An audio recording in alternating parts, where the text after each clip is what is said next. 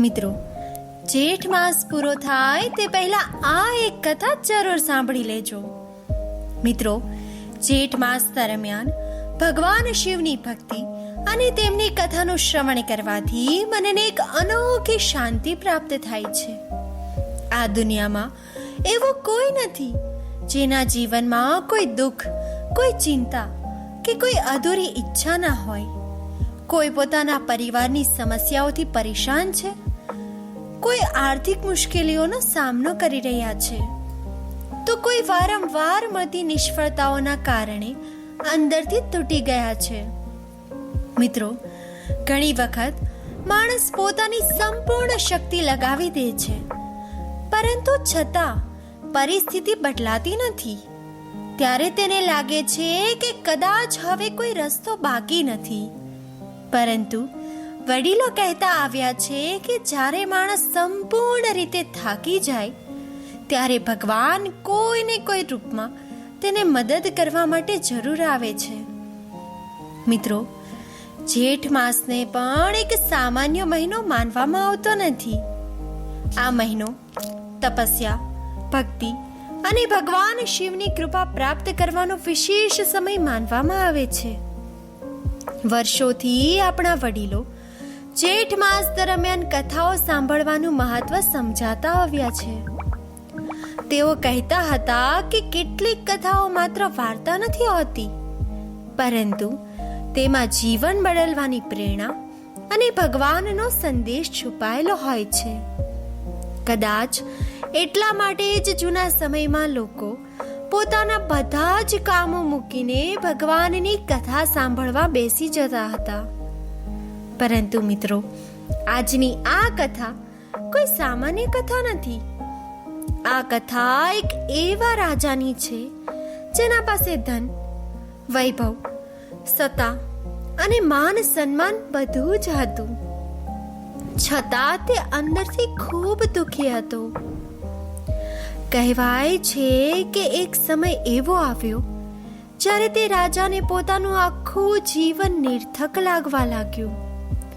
પરંતુ પછી ભગવાન શિવની કૃપાથી કંઈક એવી ઘટના બની કે તેનું ભાગ્ય જ બદલાઈ ગયું. અને મિત્રો, આ કથાનું સૌથી મોટું રહસ્ય તો હજુ આગળ છે. નમસ્કાર મિત્રો, ભક્તિ, વાસ્તુ અને પ્રાચીન કથાઓની આ પવિત્ર યાત્રામાં આપનું હાર્દિક સ્વાગત છે. જો તમે પણ ભગવાન શિવમાં શ્રદ્ધા રાખતા હો તો કોમેન્ટમાં હર હર મહાદેવ જરૂરથી લખજો. અને જો તમે ઈચ્છો છો કે ભગવાન શિવની કૃપા હંમેશા તમારા પરિવાર પર બની રહે તો વિડીયોને લાઈક, શેર અને વાસ્તુસભા ચેનલને સબસ્ક્રાઇબ કરવાનું ભૂલશો નહીં.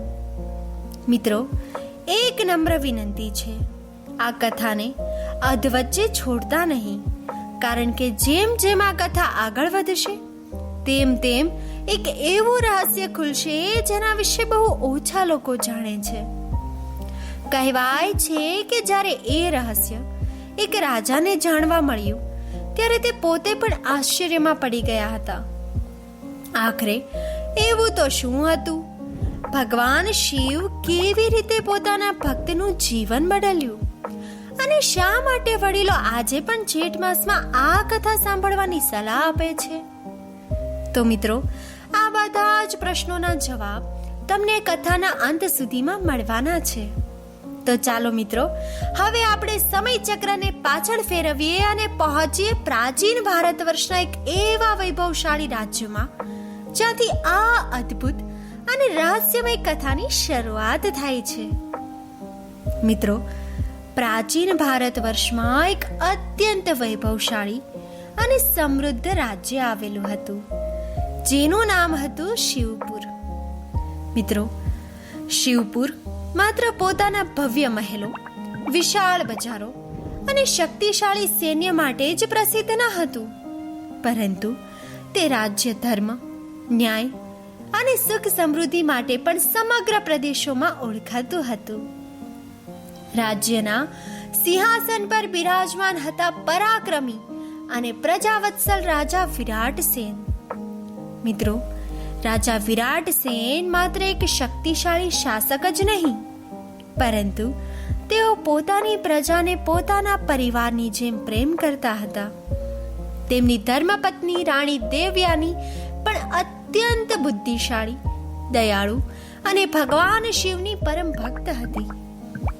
સમગ્ર રાજ્યમાં સુખ અને શાંતિ હતી. ખેતરો અનાજથી લહેરાતા હતા. વેપાર દિવસે ને દિવસે વધતો હતો અને પ્રજા પોતાના રાજા રાણીના ગુણગાન ગાતા હતા. મિત્રો, બહારથી જોવામાં આવે તો એવું લાગતું હતું કે શિવપુરમાં કોઈ વસ્તુની કમી નથી. મહેલોમાં વૈભવ હતું, ખજાનો સોનાથી ભરેલો હતો અને રાજ પરિવારને પ્રજાનો અપાર પ્રેમ મળતો હતો. પરંતુ ઘણી વખત જીવનની સૌથી મોટી પીડા એવી હોય જે બહારથી દેખાતી નથી. રાજા વિરાટસેનના જીવનમાં પણ એક એવું દુઃખ હતું જે દિવસ રાત તેમના હૃદયને અંદરથી કોતરી રહ્યું હતું. રાજા પોતાના રાજ્યની ખુશી માટે હંમેશા હસતા રહેતા, પરંતુ જ્યારે તેઓ એકાંતમાં બેઠા હોય ત્યારે તેમની આંખોમાં એક અજાણી ચિંતા સ્પષ્ટ દેખાતી. મિત્રો, વર્ષો વીતી રહ્યા હતા, પરંતુ રાજા વિરાટસેન અને રાણી દેવયાનીને સંતાન સુખ પ્રાપ્ત નહોતું થયું. રાજ્યમાં બધું જ હતું, પરંતુ રાજમહેલમાં બાળકના હાસ્યનો અવાજ ક્યારેય સાંભળ્યો ન હતો. આ જ કારણથી રાજાના મનમાં એક સતત ચિંતા રહેતી હતી. તેઓ વારંવાર વિચારતા કે તેમના પછી આ વિશાળ રાજ્યની જવાબદારી કોણ સંભાળશે? શિવપુરનો વારસદાર કોણ બનશે? સમય પસાર થતો ગયો, પરંતુ આ પ્રશ્નનો જવાબ મળતો ન હતો. મિત્રો, રાણી દેવયાની માટે પણ આ પીડા ઓછી ન હતી. દિવસ દરમિયાન તેઓ પોતાના દુઃખને સ્મિત પાછળ છુપાવી લેતી, પરંતુ રાત્રે જ્યારે સમગ્ર મહેલ ઊંઘી જતો ત્યારે તેઓ મહેલના મંદિરમાં જઈ ભગવાન શિવની મૂર્તિ સામે બેસી અને ઘણી વખત તેમની આંખોમાં આંસુઓની ધાર વહેવા લાગતી. બંને હાથ જોડીને તેઓ માત્ર એક જ પ્રાર્થના કરતી, હે મહાદેવ, જો મારી ભક્તિમાં કોઈ ખામી ન હોય તો મને એટલો આશીર્વાદ જરૂર આપો કે આ મહેલમાં પણ એક દિવસ બાળકનું હાસ્ય ગુંજે. મિત્રો, રાજા અને રાણી બંને અનેક યજ્ઞો કરાવ્યા, અનેક તીર્થ સ્થાનોની યાત્રા કરી, સાધુ સંતોના આશીર્વાદ લીધા, ભગવાન શિવની અનન્ય ભક્તિ પણ કરી, પરંતુ વર્ષો સુધી તેમની પ્રાર્થનાઓનો કોઈ જવાબ મળતો દેખાતો ન હતો.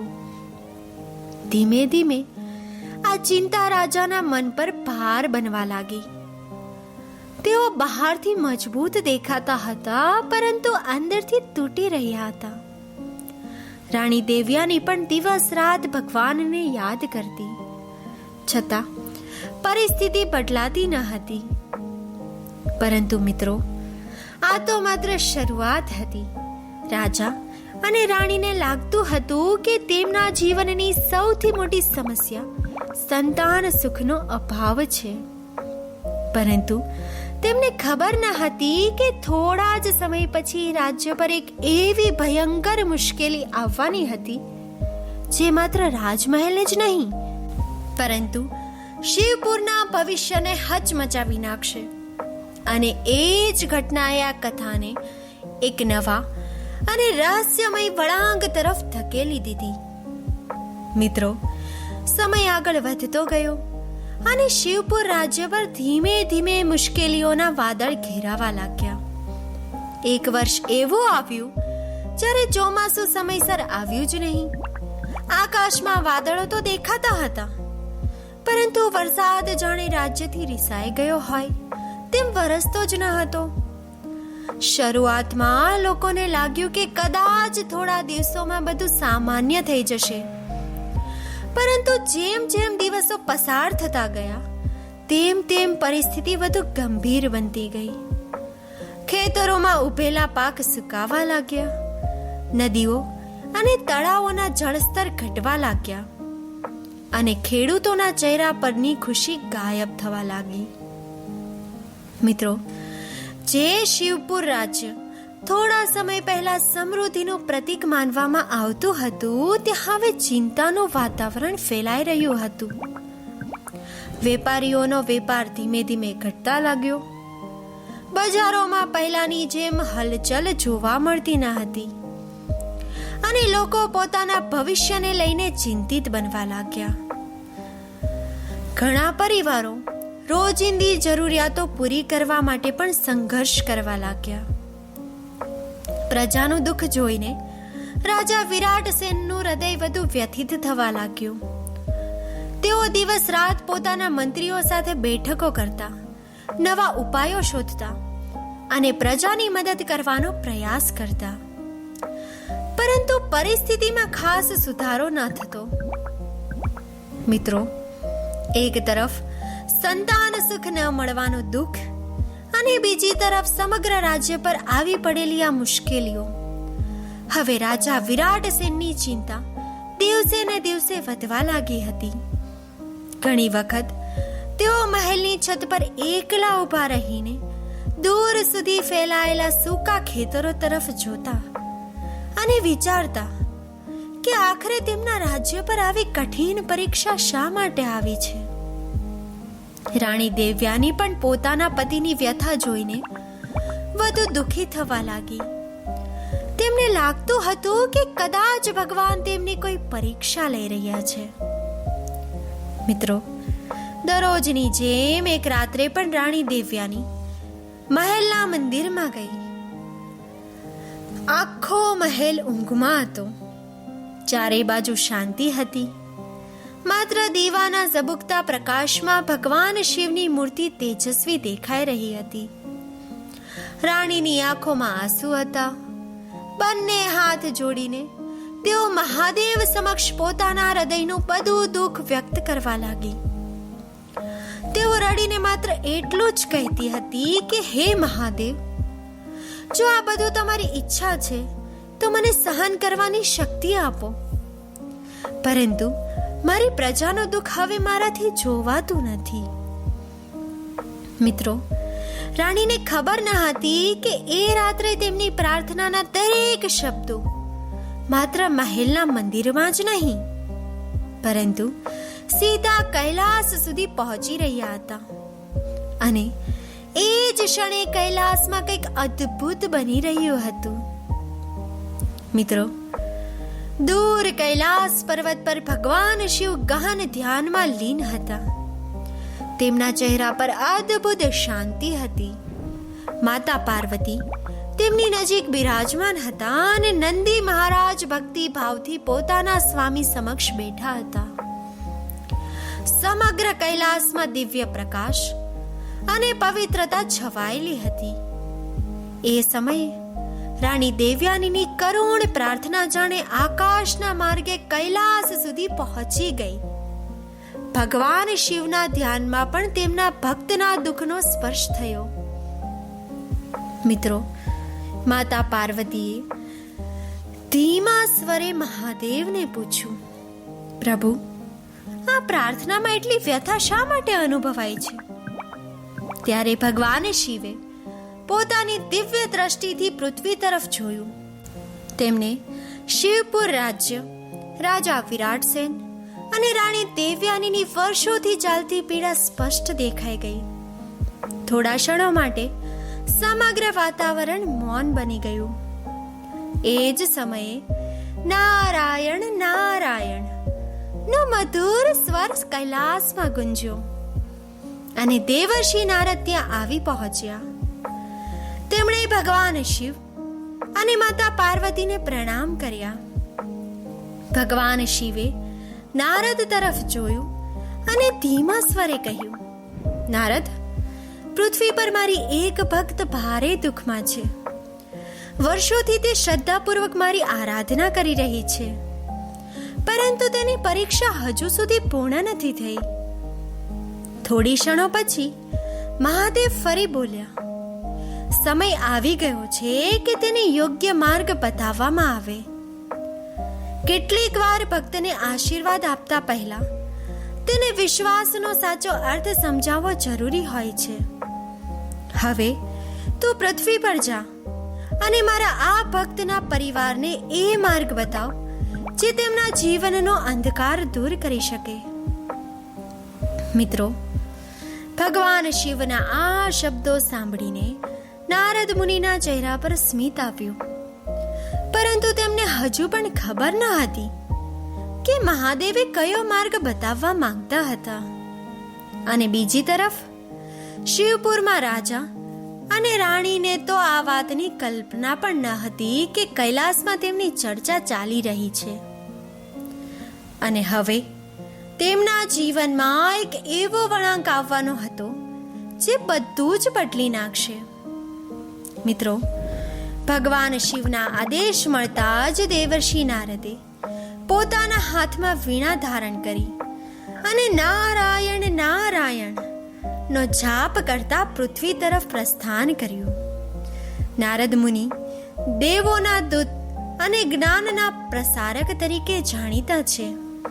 તેઓ અનેક પુરાણો અને મહાકાવ્યોમાં રાજાઓ અને ભક્તોને માર્ગદર્શન આપતા જોવા મળે છે.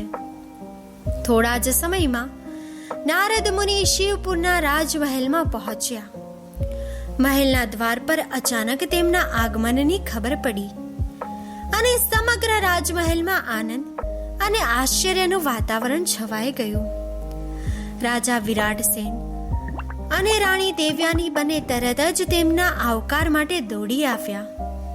બંને નમ્રતાપૂર્વક નારદ મુનિના ચરણોમાં મસ્તક નમાવ્યું અને આશીર્વાદ પ્રાપ્ત કર્યા. નારદ મુનિના તેજસ્વી ચહેરાને જોઈને જ રાજા અને રાણીના મનમાં એક નવી આશા જાગી ઉઠી. મિત્રો, થોડો સમય પસાર થયા અને પછી નારદ મુનિ રાજમહેલના એક શાંત કક્ષમાં બેઠા. રાજા વિરાટસેને વર્ષોથી પોતાના હૃદયમાં દબાયેલું દુઃખ તેમની સામે વ્યક્ત કર્યું. તેમણે સંતાન સુખના અભાવની વાત કહી, રાજ્ય પર આવેલી મુશ્કેલીઓની વાત કહી અને પોતાની પ્રજાના દુઃખ વિશે પણ જણાવ્યું. મિત્રો, રાણી દેવ્યાનીએ પોતાની આંખોમાં ફરી આંસુ આવી ગયા. તેઓ ધીમા સ્વરે બોલ્યા, મુનિવર, અમે વર્ષોથી મહાદેવની ભક્તિ કરી રહ્યા છીએ, છતાં અમારું જીવન પરીક્ષાઓથી ભરેલું કેમ? નારદ મુનિ થોડા ક્ષણ મૌન રહ્યા. પછી તેમના ચહેરા પર કરુણાભર્યું સ્મિત આવ્યું. તેમણે કહ્યું, રાજન, દરેક દુઃખ પાછળ કર્મ જ જવાબદાર હોય એવું જરૂરી નથી. ક્યારેક ભગવાન પોતાના પ્રિય ભક્તોની ભક્તિને વધુ ઊંડી અને મજબૂત બનાવવા માટે પણ પરીક્ષા લેતા હોય છે. ઘણી વખત માણસ દુઃખને દંડ સમજે છે, જ્યારે હકીકતમાં તે તેના જીવનના નવા દ્વાર ખોલવાનો માર્ગ હોય છે. મિત્રો, રાજા અને રાણી ખૂબ ધ્યાનથી તેમની વાત સાંભળી રહ્યા હતા. ત્યારે નારદ મુનિ ફરી બોલ્યા, ક્યારેક ભક્તિને માત્ર જાગૃત કરવાની જરૂર હોય છે. જ્યારે ભક્તિ, વિશ્વાસ અને ધીરજ એક સાથે જોડાય ત્યારે ભગવાનની કૃપા જીવનમાં એવો માર્ગ ખોલે જેની કલ્પના પણ માણસ કરી શકતો નથી. મિત્રો, નારદ મુનિના આ શબ્દો સાંભળીને રાજા અને રાણીના મનમાં થોડી શાંતિ તો આવી, પરંતુ તેમની ઉત્સુકતા હવે વધુ વધી ગઈ હતી. તેઓ જાણવા માંગતા હતા કે આખરે મહાદેવે નારદ મુનિને કયા વિશેષ કાર્ય માટે મોકલ્યા હતા. ત્યારે નારદ મુનિ એક અત્યંત પ્રાચીન કથાનો ઉલ્લેખ કર્યો. તેમણે કહ્યું, આજે હું તમને હજારો વર્ષ જૂની એક એવી ઘટના વિશે જણાવવા આવ્યો છું જેના વિશે બહુ ઓછા લોકો જાણે છે. આ કથા એક મહાન ઋષિ, એક ગરીબ ભક્ત અને મહાદેવની અદ્ભુત કૃપા સાથે જોડાયેલી છે. આ કથા માત્ર એક વાર્તા નથી, પરંતુ તેના જીવન બદલવાની શક્તિ છુપાયેલી છે. રાજા અને રાણી બંને ઉત્સુકતાથી તેમની તરફ જોવા લાગ્યા. નારદ મુનિ આગળ બોલ્યા. વર્ષો પહેલા ઘનઘોર જંગલમાં એક ગરીબ ભક્ત રહેતો હતો. તેમની પાસે ધન ન હતું, વૈભવ ન હતું, પરિવારનો સહારો પણ ન હતો, પરંતુ તેની પાસે એક એવી સંપત્તિ હતી જે મોટા મોટા રાજાઓ પાસે પણ નથી હોતી. આટલું કહી નારદ મુનિ અચાનક મૌન થઈ ગયા. રાજા વિરાટ સેન ઉતાવળમાં બોલી ઉઠ્યા.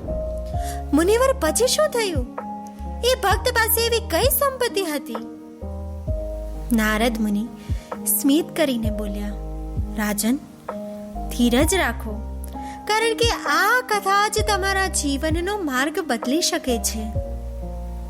મિત્રો, હવે શરૂ થાય છે એ ગરીબ ભક્તની અદ્ભુત કથા, જેના જીવનની એક ઘટના આજે પણ ભક્તોને ભક્તિ, વિશ્વાસ અને મહાદેવની કૃપાનો સાચો અર્થ સમજાવે છે. ઘનઘોર જંગલો અને ઊંચા પર્વતોની વચ્ચે એક નાનકડી ઝૂંપડીમાં એક ગરીબ ભક્ત રહેતો હતો. તેની પાસે પહેરવા માટે સામાન્ય વસ્ત્રો હતા અને ખાવા માટે પણ ક્યારેક પૂરતું અન્ન મળતું ન હતું. ઘણી વખત તેને ભૂખ્યા પેટે જ રાત પસાર કરવી પડતી. પરંતુ મિત્રો, ગરીબી હોવા છતાં તેના ચહેરા પર ક્યારેય ફરિયાદ જોવા મળતી ન હતી. દરરોજ સૂર્યોદય પહેલા તે નજીકની નદીમાં સ્નાન કરતો, જંગલમાંથી બિલ્લી પત્ર લાવતો અને એક પ્રાચીન શિવલિંગ પાસે બેસી ઓમ નમઃ શિવાયનો જાપ કરતો. વરસાદ હોય કે તડકો, ઠંડી હોય કે ગરમી, તેની ભક્તિમાં ક્યારેય ઘટાડો ન આવતો. જંગલના ઘણા લોકો તેને પાગલ કહેતા. કેટલાક લોકો તેની મજાક પણ ઉડાડતા. તેઓ કહેતા, વર્ષોથી મહાદેવનું નામ લે છે, છતાં ગરીબનો ગરીબ જ છે. પરંતુ ભક્ત હસીને માત્ર એટલું જ કહેતો, મને મહાદેવ પર વિશ્વાસ છે, તેઓ જે કરે છે તે મારા કલ્યાણ માટે જ કરે છે. મિત્રો, વર્ષો સુધી તેની ભક્તિ ચાલતી રહી, પરંતુ એક દિવસ એવી ઘટના બની જે તેના વિશ્વાસની સૌથી મોટી પરીક્ષા બનવાની હતી. અને એ પરીક્ષા પછી જે બન્યું તે સાંભળીને રાજા વિરાટ સેન અને રાણી દેવયાની બંને આશ્ચર્યમાં પડી જવાના હતા. મિત્રો, નારદ મુનિના મુખેથી આ રહસ્યમય કથાની શરૂઆત સાંભળીને રાજા વિરાટ સેન અને રાણી દેવયાની સંપૂર્ણ ધ્યાનથી તેમની સામે બેઠા હતા. બંનેના મનમાં એક જ પ્રશ્ન હતો, આખરે ગરીબ ભક્તના જીવનમાં એવું તો શું બન્યું હતું કે તેની કથા હજારો વર્ષ પછી પણ યાદ કરવામાં આવે છે? નારદ મુનિ ધીમા સ્વરે આગળ કહેવા લાગ્યા. વર્ષો સુધી એક ગરીબ ભક્ત જંગલમાં રહીને ભગવાન શિવની આરાધના કરતો રહ્યો. ક્યારેક તેને 2 સમયનું ભોજન પણ ન મળતું, તો ક્યારેક વરસાદની રાત્રિઓમાં ભીંજાયેલી ઝૂંપડીમાં જ રાત પસાર કરવી પડતી. પરંતુ મિત્રો, પરિસ્થિતિ કેટલી પણ કઠિન કેમ ન હોય, તેમણે મહાદેવનું નામ લેવાનું ક્યારેય છોડ્યું નહીં. દરરોજ વહેલી સવારે ઉઠીને નદીમાં સ્નાન કરવું, બિલ્લીપત્ર એકત્રિત કરવા અને કલાકો સુધી ઓમ નમઃ શિવાયનો જાપ કરવો, આ જ હતું તેનું જીવન. પરંતુ એક દિવસ તેની ભક્તિની સૌથી મોટી પરીક્ષા આવી. સતત ઘણા દિવસો સુધી જંગલમાં ભારે તોફાન આવ્યું.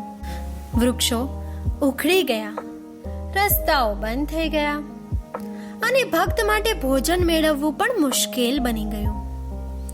3 દિવસ સુધી તેના પેટમાં અન્નનો એક દાણો પણ ગયો ન હતો. શરીર નબળું પડી ગયું હતું, પરંતુ તેમ છતાં તે પોતાના પ્રાચીન શિવલિંગ પાસે જઈને બેસી ગયો.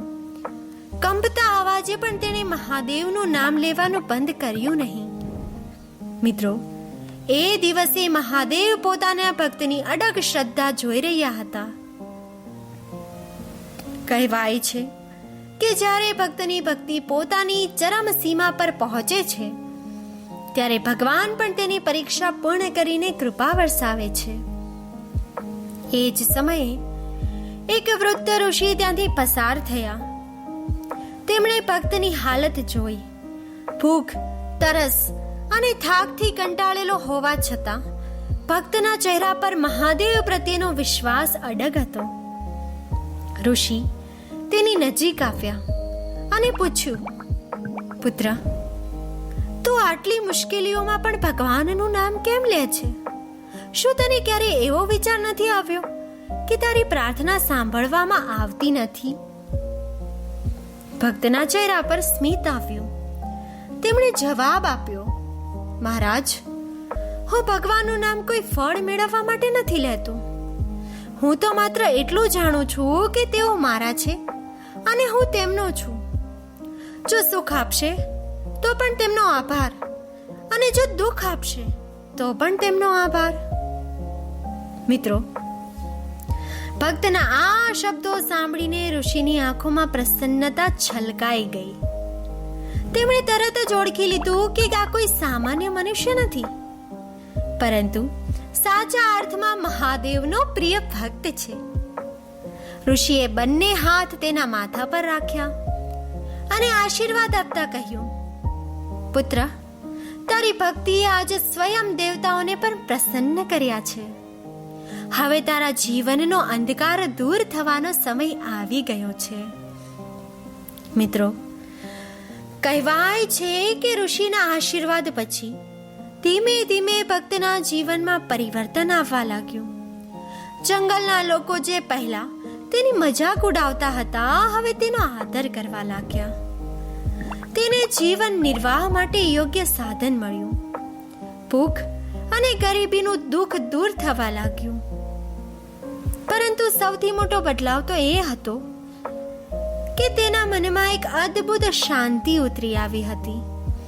હવે તેને કોઈ વસ્તુનો ડર ન હતો, કારણ કે તેને અનુભવ થઈ ગયો હતો કે મહાદેવ ખરેખર પોતાના ભક્તોની પ્રાર્થના સાંભળે છે. આટલી વાત કહી નારદ મુનિ થોડા સમય માટે મૌન રહ્યા. રાજા વિરાટસેન અને રાણી દેવ્યાની બંને ભાવ વિભાર થઈ ગયા. ત્યારે નારદ મુનિ ધીમા સ્વરે બોલ્યા, રાજન, એ જ કારણ છે કે જેઠ માસમાં ભગવાન શિવની કથા સાંભળવાનું વિશેષ મહત્વ માનવામાં આવે છે. કથા માત્ર મનોરંજન માટે નથી હોતી. કથા ભક્તિને જાગૃત કરે છે, મનમાં વિશ્વાસ જગાવે છે અને માણસને પોતાના દુઃખ સામે લડવાની શક્તિ આપે છે. જે રીતે એક ગરીબ ભક્તને કઠિન સમય હોવા છતાં મહાદેવનો સાથ છોડ્યો નહીં, એ જ રીતે દરેક ભક્તે પણ પોતાના વિશ્વાસને જીવંત રાખવો જોઈએ.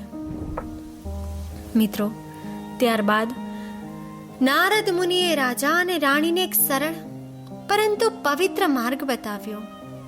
તેમણે કહ્યું, જેઠ માસ દરમિયાન ભગવાન શિવની કથા શ્રદ્ધાથી સાંભળવી.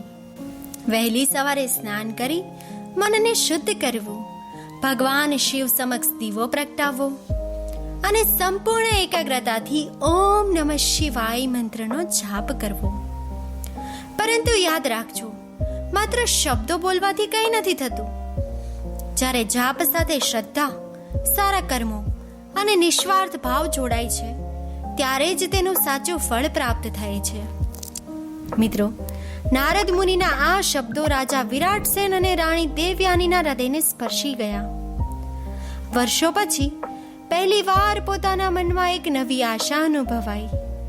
હવે તેઓ માત્ર ચમત્કારની રાહ નથી જોતા, પરંતુ ભક્તિ અને ધીરજના માર્ગ પર ચાલવા માટે તૈયાર હતા. સમય પસાર થવા લાગ્યો. રાજા અને રાણી નિયમિત રીતે ભગવાન શિવની કથા સાંભળતા, પ્રાર્થના કરતા અને પોતાની પ્રજાની સેવા કરતા. ધીમે ધીમે તેમના મનની ચિંતા ઓછી થવા લાગી. રાણી દેવયાનીના ચહેરા પર ફરીથી ખુશી દેખાવા લાગી. રાજા વિરાટસેન પણ હવે પહેલા કરતા વધુ શાંત અને આત્મવિશ્વાસી બન્યા. મિત્રો, કહેવાય છે કે જ્યારે મન બદલાય ત્યારે પરિસ્થિતિઓ પણ બદલાવા લાગે છે. થોડા જ સમયમાં શિવપુરમાં વરસાદ સારો થયો. ખેતરો ફરીથી લીલાછમ બન્યા. વેપાર વધવા લાગ્યો. રાજાની પ્રજા ફરીથી ખુશ જોવા મળી. ઘણા અટકેલા કાર્યો પણ પૂર્ણ થવા લાગ્યા અને સમગ્ર રાજ્યમાં આશાનું નવું વાતાવરણ સર્જાયું. લોકો કહેતા હતા કે મહાદેવની કૃપા ફરીથી શિવપુર પર વરસી રહી છે. પરંતુ રાજા અને રાણી હવે એક વાત સારી રીતે સમજી ગયા હતા કે સાચો ચમત્કાર બહાર નહીં પરંતુ માણસના મનમાં થાય છે. જ્યારે ભક્તિ, વિશ્વાસ અને ધીરજ એક સાથે જોડાય છે ત્યારે ભગવાનના જીવનમાં એક એવો પ્રકાશ લાવે છે જે સૌથી મોટા અંધકારને પણ દૂર કરી શકે છે. મિત્રો, શિવપુર રાજ્યમાં ફરીથી ખુશહાલીનું વાતાવરણ સર્જાયું હતું. જે રાજા વિરાટસેન થોડા સમય પહેલા ચિંતા અને નિરાશામાં ડૂબી ગયા હતા, તેમના ચહેરા પર એક નવી શાંતિ જોવા મળે છે. રાણી દેવયાની, જે અનેક રાત્રિઓ સુધી આંસુઓ સાથે મહાદેવની પ્રાર્થના કરતી, તેના હૃદયમાં હવે વિશ્વાસનો દીવો વધુ પ્રજ્વલિત થઈ ગયો હતો. પરંતુ મિત્રો, આ કથાનો સાચો ચમત્કાર માત્ર રાજ્યમાં આવેલા બદલાવ ન હતા. સાચો ચમત્કાર તો તેમના મનમાં આવેલા પરિવર્તનમાં હતો. નારદ મુનિના શબ્દો હવે રાજા અને રાણીના જીવનનો આધાર બની ગયા હતા.